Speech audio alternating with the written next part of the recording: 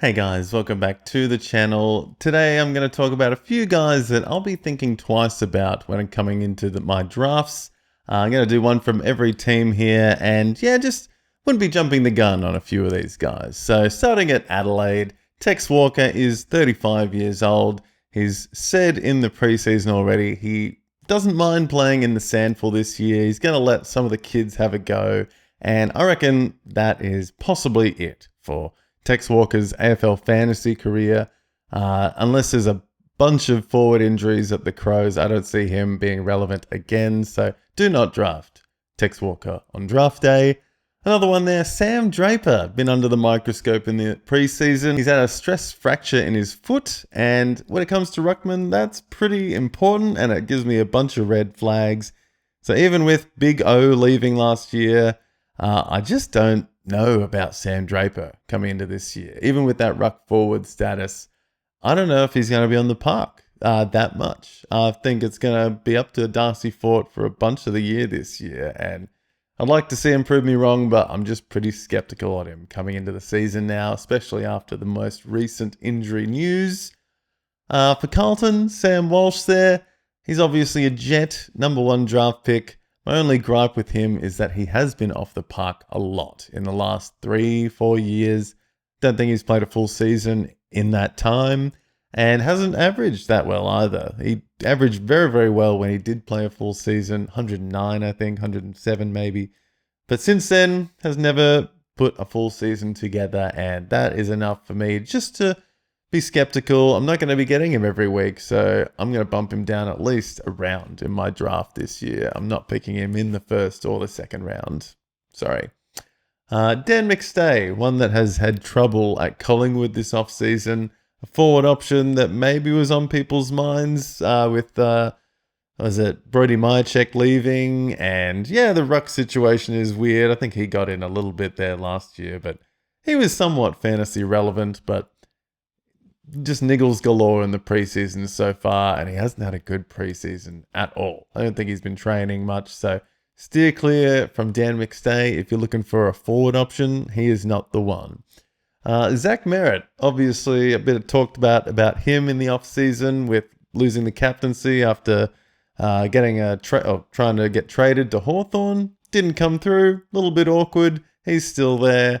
And yeah, I just don't know if they're going to rely on him as much in the coming years now. They've still got Jai Caldwell, Darcy Parish, bunch of other young guns that are waiting to just get amongst it. And I think it might be just a little bit of a lackluster year for Zach Merritt in compared to other years where obviously he's been an absolute jet. But I think it's that time at Essendon for a bit of a change. And I won't be picking Zach Merritt in the first round. Probably the second, though. I don't think he's fallen off a complete cliff, but just not going to be up there like he used to, I don't think. Sean Darcy at the Fremantle Dockers, a big man in a changing ruck world and a changing ruck situation at the Fremantle Dockers. Got Luke Jackson and Mason Cox and Aiden Riddle there in the ruck stocks at Fremantle. And not only that, Sean Darcy has never played a full season of AFL. I don't think he has. Anyway, I'll have to double check. But yeah, he's never played a full season.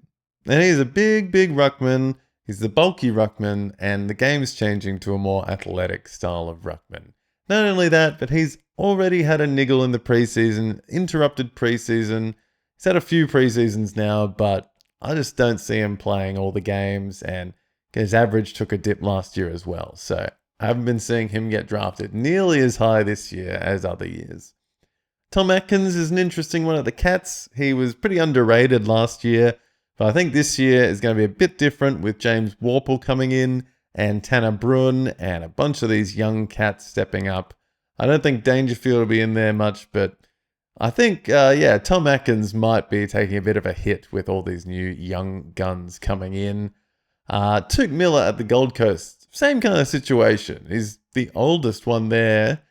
He's a gun and he does the job well, but there's just so many mouths to feed now at the Gold Coast Suns.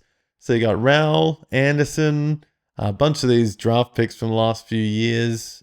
Just heaps of mouths to feed. Petrarca coming over. I I don't know how he sits for the season ahead. I don't know if he's got the same role as he used to.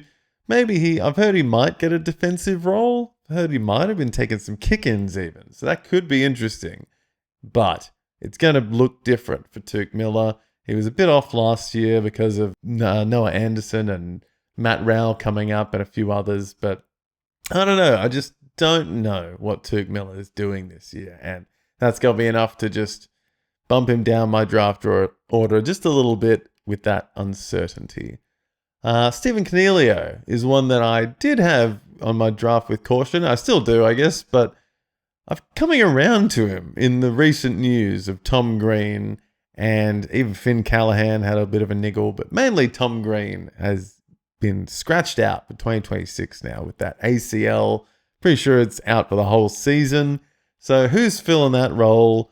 Also, Josh Kelly's away. So two of the big names that were there for the last 10 years are down and out for this year ahead. And one of the old names in Stephen Cornelio might be getting a bump up.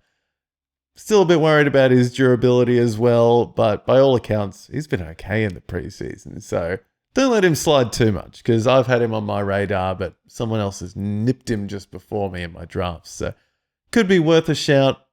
But just do your research, guys. Have a good look. And if you're feeling like trusting old Cogs again, why not? I reckon it could be good now, to be honest. So see how he goes. A couple of these guys here are not going to go well, though. Will Day is out for the next 3 months at least with a shoulder injury. So bump him down your orders a bit, guys. Think twice about Will Day. Hasn't played a full season in a while. Jack Viney, Achilles surgery recently, which puts him out for at least 3 months. That Melbourne midfield's going to be looking crazy different this year now, with the big three from the last 5 to 10 years gone. So Jack Steele, Harvey Langford, Caleb Windsor, Cozzy Pickett. Going to look very different this year. But yeah, do not draft Jack Viney. I wouldn't even touch him when they say he's all good to play. I won't be touching him at all this year. Zach Fisher, one name that got floated around a few years ago when he was a bit of a defender coming into North Melbourne. From all accounts, I see him playing forward so far this preseason. And I just don't. If you still got any kind of thought in the back of your mind from years ago when he was good, I'd like you to put them to bed. I don't think he's going to be coming back at it this year. So if you were thinking about Zach Fisher, probably think again. Was it Ollie Wines there? Another one that obviously he's been great. Brownlow winner. Has been right up there in high averages over the years. It's just his durability that has got me a bit cautious. He's obviously out for the first game or two with that suspension, but also he was having like heart issues last year or the last couple of years. There was times where they just didn't know if he should play a game. Like, I don't know, there's weird issues. And I don't know, I think maybe his best is past him with this uprising of Zach Butters and Connor Rosie and Jason Horn-Francis, and now Will Brody's there. So there's a lot of mouths to feed, and Ollie Wines is now the oldest, I think. Travis Boak's gone, a few of the others are gone, so I'll be thinking twice about Ollie Wines on draft day. Dion Prestia, say no more. He's done another hammy. Like clockwork. Absolute clockwork with this guy.